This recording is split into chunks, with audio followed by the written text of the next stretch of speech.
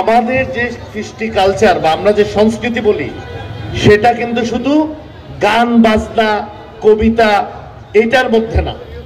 আমাদের সংস্কৃতির মধ্যে কি মুরব্বীকে সম্মান করা, প্রতিবেশীদের সাথে সদ্ভাব রাখা এবং মানুষের উপকারে আসা, সঠিক কিনা? আমরা ছোটবেলায় যখন আমাদের বাচ্চাদেরকে দেখতাম বা আমাদের মুরব্বীদেরকে দেখতাম, আমরা কি মসজিদের প্রথম কাতারে দাঁড়াতাম? আমরা কি সামনে বসতাম ওনাদের?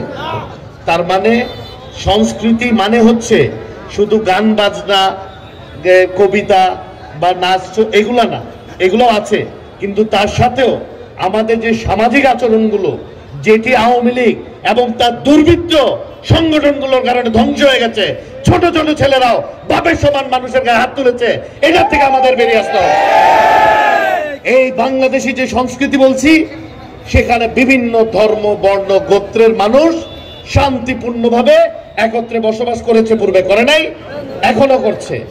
সবচেয়ে বড় উদাহরণ হচ্ছে এই উপমহাদেশের সবচেয়ে বড় মাদ্রাসা কোথায়?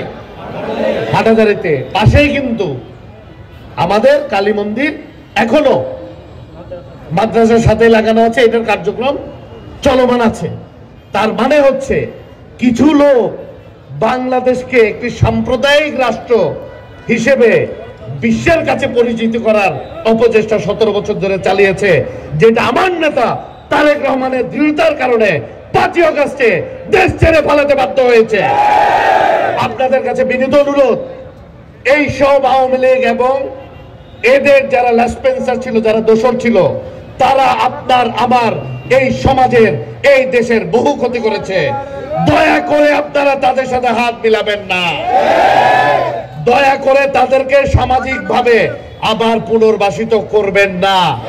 তারা অপরাধী, তাদের অপরাধের বিচার হতেই হবে, হতেই হবে, হতেই হবে ইনশাআল্লাহ।